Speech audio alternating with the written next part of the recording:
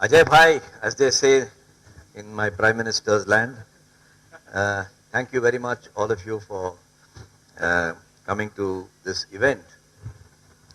I had not heard much about Manthan, but I have now become familiar with Manthan, and I must begin by just saying a few words of great compliment. In a country where debate is our right, not only a privilege, and listening is not an obligation, it is delightful to see a forum where people come voluntarily, unlike the 9 o'clock news which we listen to for lack of anything better to do.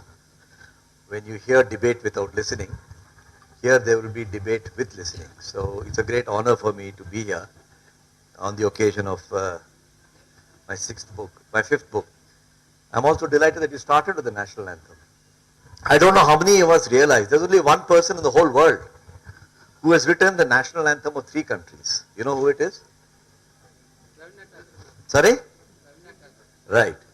So which are the countries for which he written a national anthem? And? Most people know 2. No. You haven't got that far yet. Sri Lanka. And the national anthem Namo Namo Mata of Sri Lanka is based on Kumarasen's visit to Shantiniketan in 1935, when he got inspired with the Rabindranath poem, which apparently is stated to be the basis of the Sri Lankan national anthem. So there's only one person with a distinction of 2 for sure, Amar Sonar Bangla and this one. And the third one is a bit anecdotal. So thank you very much for being here, allowing me to be here. I want to, perhaps, I'm told there's a lot of manthan and discussion, and therefore I would like to say what I have to say in maybe 25 minutes, and then let me see if I can be a little focused, allowing time for debate. I want to share with you a very profound thought. And if I can't do it in 25-30 minutes, then there's nothing profound about it. The definition of a profound thought, according to me, is a thought which is self-evident once stated, but usually forgotten. So once it is stated, you say, well, didn't I always know that? And if I had to do an elevator pitch about what is this book about, then I would make the following points in the 2-minute elevator pitch. The first point I would make to you is that although we live our lives, perform our duties and our careers, and lead our family lives, as though there is a reality, in reality there is no reality. There is only a perception of reality. I will explain each of these in a moment. The second point I would make is that the perception of reality that you have is unique to yourself. It's like your fingerprint or your iris in your eye. Because you perceive things through your senses of touch, sight, hearing, feel. And it goes into your brain, which is like a supercomputer, and your brain interprets this for you, and it is your unique reality. I suspect there will come a day in 50 years' time, 20 years' time, when artificial intelligence has moved along, when like you can do a fingerprint or an iris, you can get a brain of their perception of reality. So I will explain that second point in a moment. The third point I would make is that although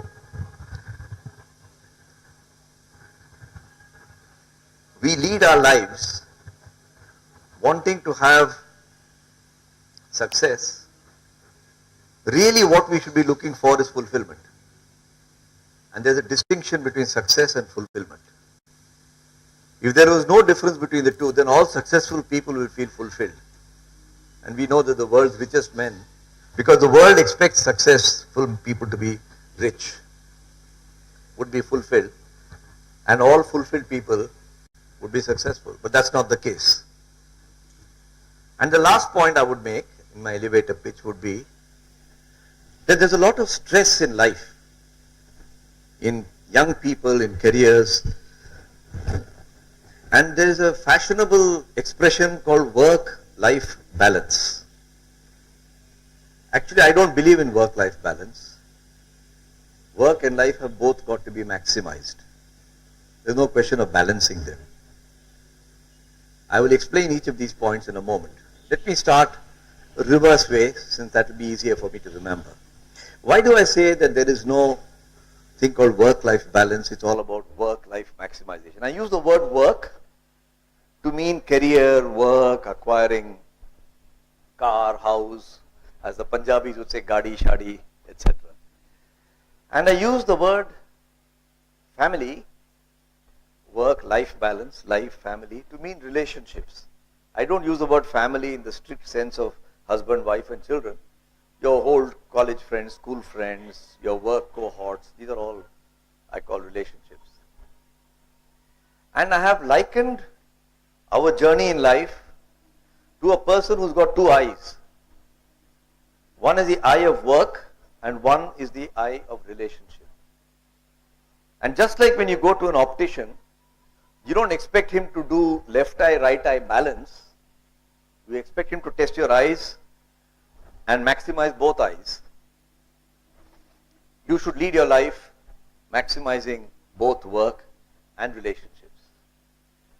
And I have used the optician's metaphor as a theme of the book, and that's why it is called 6 lenses. That's why it's called Vignettes of Success, Career and Relationships. So I'm going reverse from the 4th point. The earlier points that I had made, if I might quickly run through those, was that there is no reality to our life. But we spend our life thinking there's a reality. Here I am standing in front of you. One way to describe me is a guy who's 5 feet 11 inches, wearing a checked shirt. And you can reach out and shake hands with me, you can touch me. And I feel real. And I'd love to believe I'm real.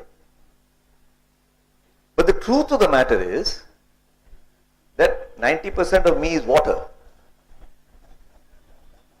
And when everything is done, as it happens to all of us when we finish our lives, you fit into a small little pot of that size, probably not weighing more than a kilo or 2. So that shows you that the rest of it goes during the process of disposal.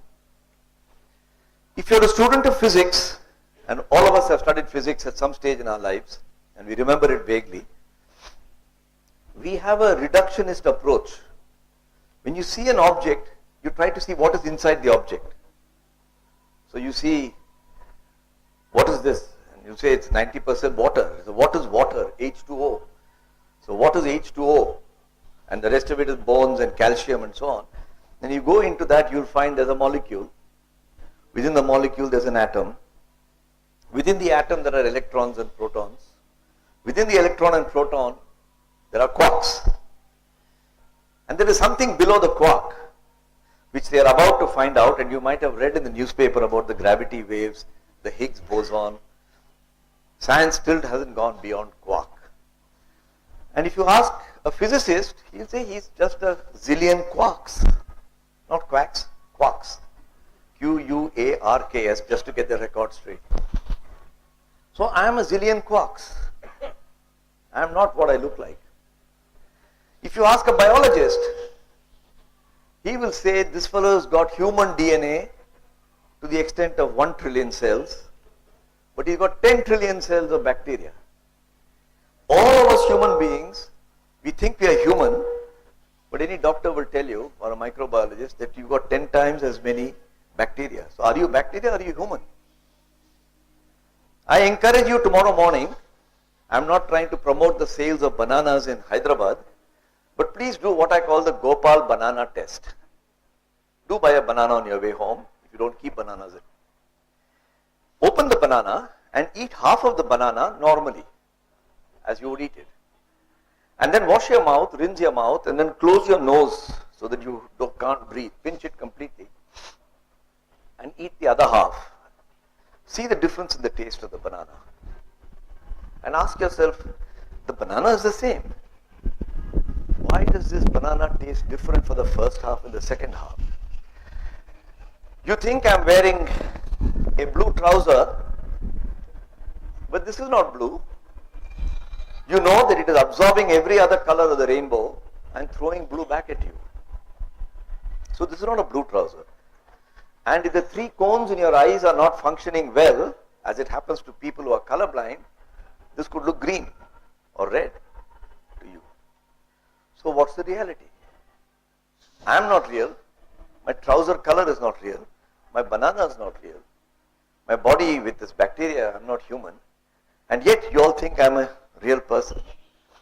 So the first point I wanted to illustrate was this point which people find very difficult to accept, that there is no reality, it's only a perception of reality. Now, I am not Sri Sri Ravi Shankar or Sadguru Mahadev or whatever these gurus are called. So I don't want to give you a Vedantic interpretation, but there is a reference to this in our Vedantas. And it has a deep philosophical implication, but that is not my subject, so I don't enter that territory. I go to my next point where I say that if it's not a reality, then how come you lead your life with a perception as a reality? I mean, you don't go to your boss tomorrow morning and say you're not real. And if you get fired, don't come and say it's my fault. Okay? Don't go to your wife for sure and say she is not real. You'll definitely get divorced, and don't blame me. So what happens to our senses? And I'm going to keep it to only one sense to make it less complicated, the eyes. I don't want to go into the hands and the touch and the feel and the smell and all this stuff. You see something, the brain picks up those signals and interprets it. It interprets the signals it gets from the eyes, from the ears, from the smell and the touch. That's why when you say to your wife, I'm busy today, it means one thing. You say, I'm busy today, it means something else. The words are the same, but it makes a big difference of how the totality of the message is delivered. And all this stuff goes into your brain and it is interpreted by the brain, including the perception of color and all this. So there is no reality, there is only a perception of reality. It is the interaction between the eyes and the brain that is creating a perception of reality. And this is the reason why if three people see the same thing, they come with three different conclusions. To lead our normal life without becoming sadhus and saying nothing is real, we have to develop a model. Because the world is very complex and we need to simplify it to lead our normal life. And that's why in this book I have presented a model. And the model I have termed 6 lenses. I'm imagining that your journey in life is like your visit to an optician's shop. You go to the optician and he says you can't see properly. He puts a frame on your nose. And then he keeps turning something or the other until you say, ah. He does it with your left eye first. Then he does it with the right eye. And when he asks you to see with both eyes, you say, aha, I can see. And that becomes your prescription. And your prescription, your lenses, your glasses cannot be used by somebody else. Right? And so it is with life. The lenses that you have are through the work eye and through the relationship eye. And on each of them there are 6 lenses. The lenses are got identical names. The first lens I call purpose.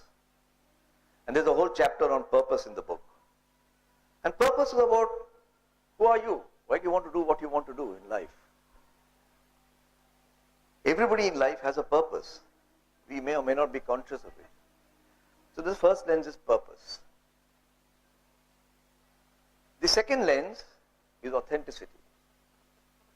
We all use the word authenticity And we think we understand what it means. That, you speak frankly. That's authenticity. But speaking frankly doesn't mean a direct transmission from your brain to your tongue. Then you'll become Subramaniam Swami. You have to find the right way to say it. So if you go home to your wife and say to her that today let's not go for dinner because I'm very tired, or if you go and say it with a snarl, it means one thing. But if you go and tell her that look how you're dressed, look how you look, that may be the thought in your mind, but you don't express it that way. When do you express your opinion and stand up for it? In 1971, as all of us know, Bangladesh war took place. There was a US Consul General in Dhaka who had the name of Archer Blood. Now, Blood was a bad name to have when there was a lot of bloodshed going on, but that was his name. And he had two assistants, one of whom was called Mr. Savage and one was called Mr. Killing. So I don't know who chose these people with those names, but they seem to have come together at a time when all three were going on: Killing, Savage and Blood. And when Archer Blood got up and saw every morning in Dhaka that F-16 planes were being used to strafe the people of Bangla, he used to send letters to White House, which was occupied at that time by Nixon and Kissinger, stating that US arms are being misused. Nobody would listen to him.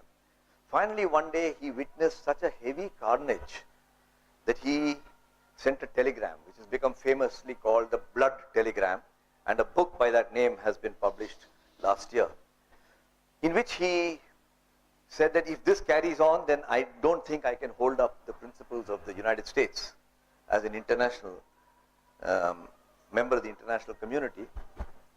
Sure enough, he was transferred to the equivalent of Andaman Islands in the US diplomacy, and then he died at the age of 80 or 85, but feeling very vindicated that he stood for a principle. And these are acts of courage. How old tribal communities came up and built trust, human being to human being. The human species itself, as has been brought out by Yuval Hariri in his very lovely book called Sapiens, how did the human species come?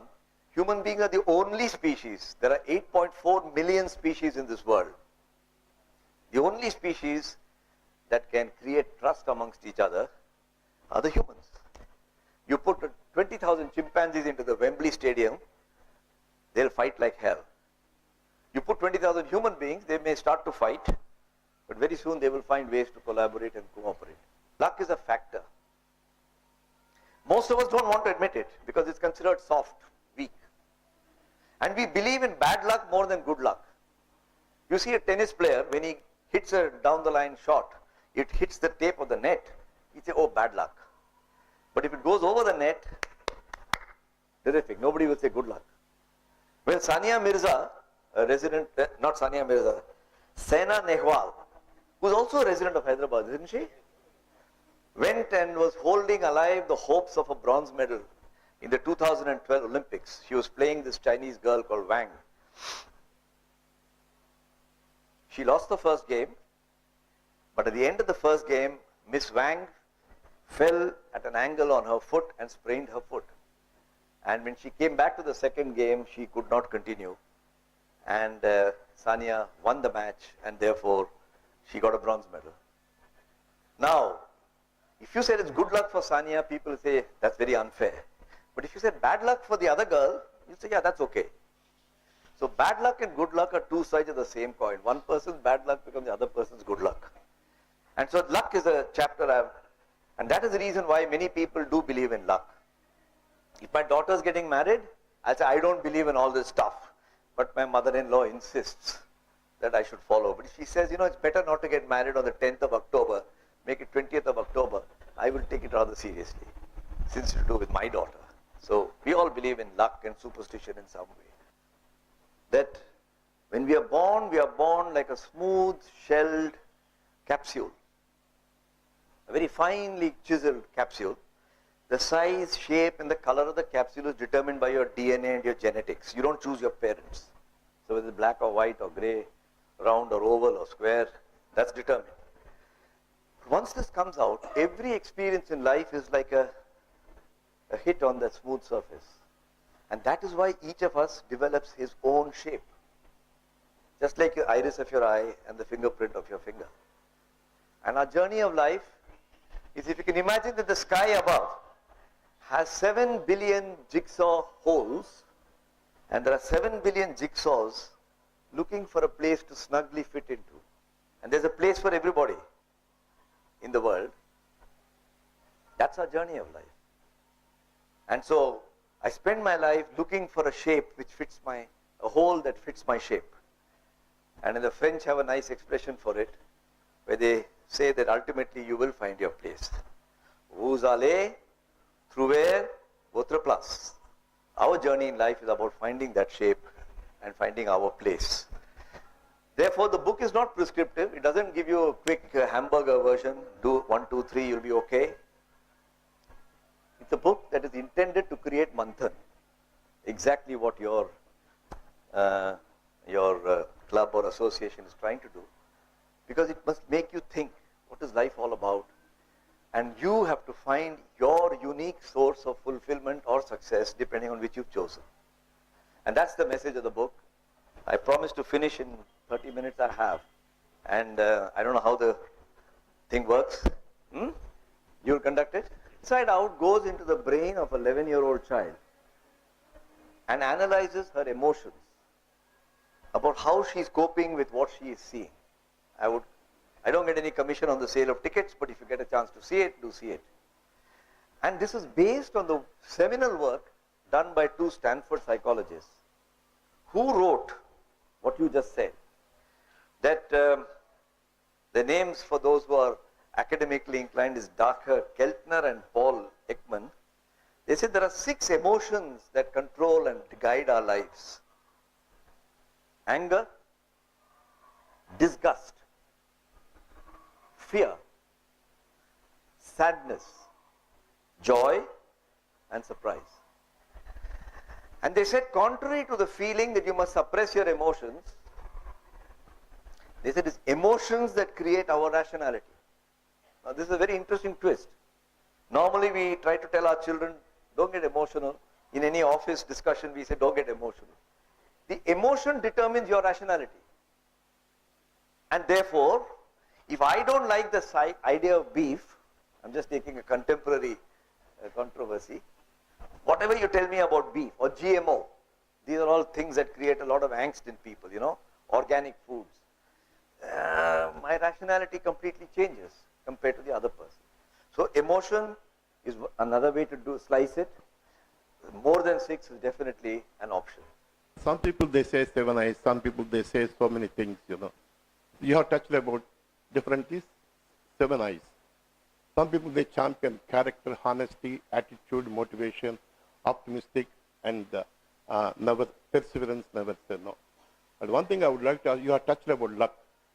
As a trainer, we don't say anything about luck for the children. If I say luck, they depend upon only luck, they don't depend upon the hard work. So what's your comments, sir? This word luck is very badly misunderstood. I am not suggesting, whether you are talking to children or to adults, that you should say spend your life hoping for luck. All I am saying is that it exists for all of us. But like to pretend it doesn't exist. I've given in the narrative the example of Dr. Jamshed Irani. And if you buy the book, you can read it. When I started my interview, by the way, I did all these interviews of these 3 PLUs, people like us, very professionally. One of the PLUs happens to be my wife.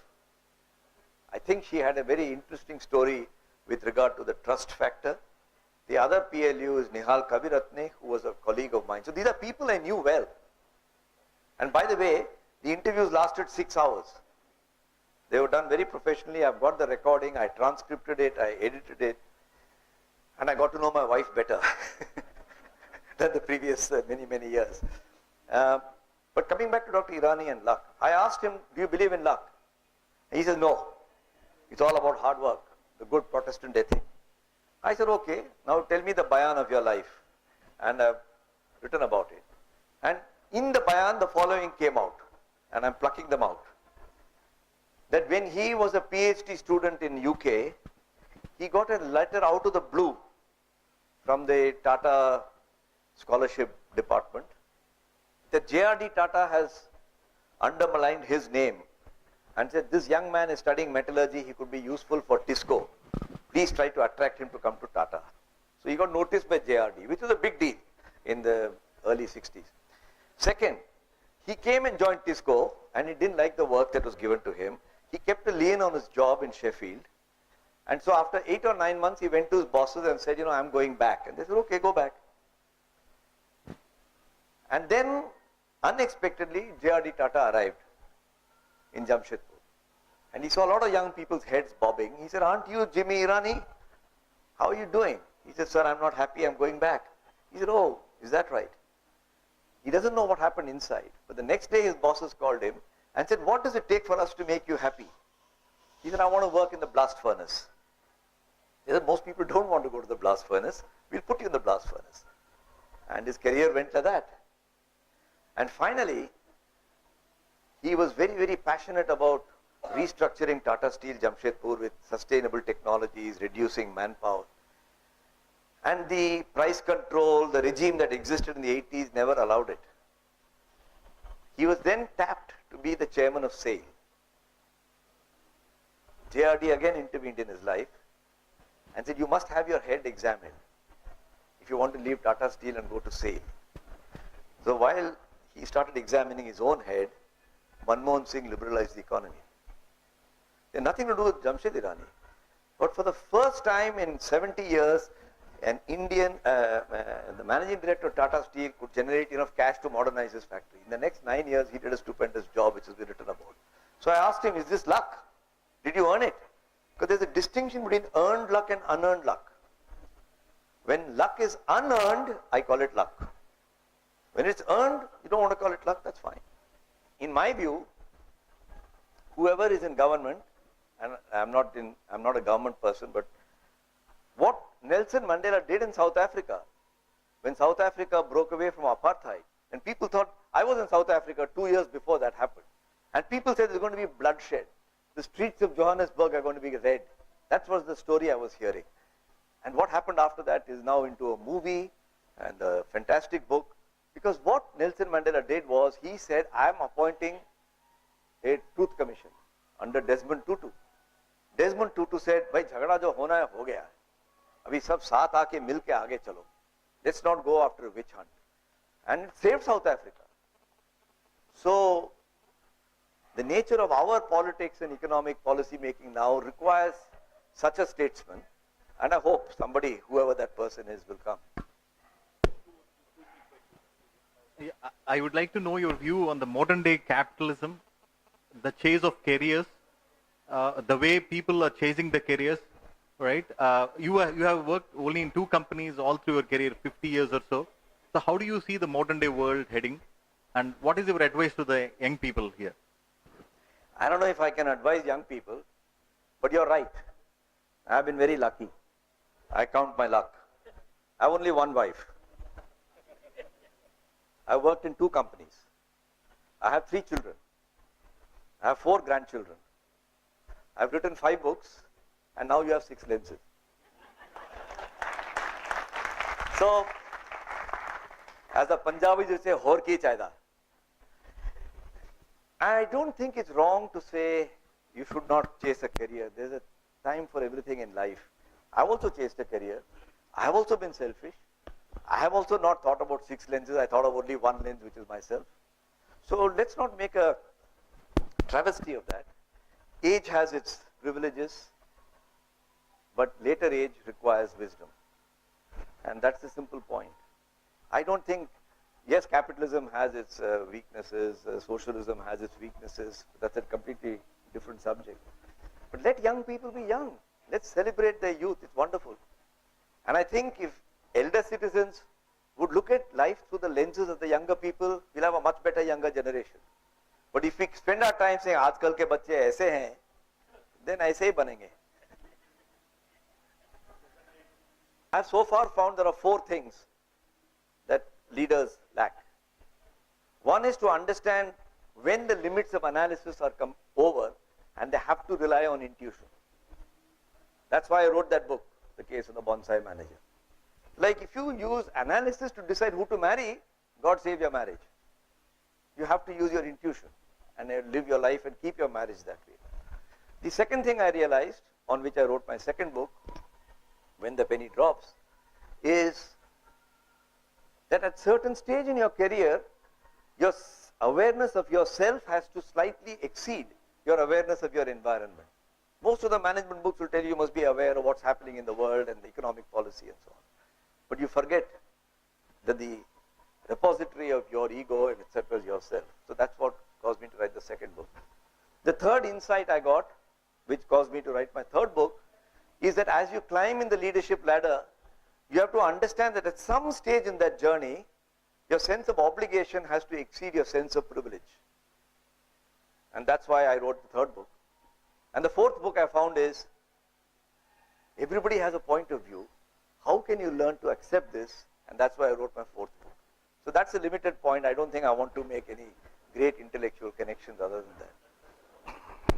So good evening, everybody. Thank you, Gopal sir. And I humbly supplement what you have responded to the young boy and young girl. So it is, how can we decide among the choices? Because most of the youth, they are treating the career as a product. In fact, the career is a process. There is no end for it. You will be shifting just like as you change your dresses, you will be changing the careers. That's the reason they are at confusion. And as this young boy asked about that trust, how to trust, is the trust is absolute. As I understand, as a student of philosophy and psychology, there is no, the trust is a relative entity. Exactly. And the degree of trust can vary from person to person, and between two individuals, though they are closely interconnected for decades together, even between them also trust is relative.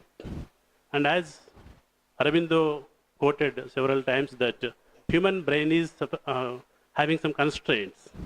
So with this limited capacity of the human brain, you cannot understand the absolute reality. And for that, of course, he has proposed supermind and superconsciousness. And he also proposed that is an evolutionary process still we are about to reach. He did not fix any time. And I suggest the youngsters who are the participants in this today's evening to read I Am Okay, You Are Okay, written by Eric Berne. He's a psychiatrist from US.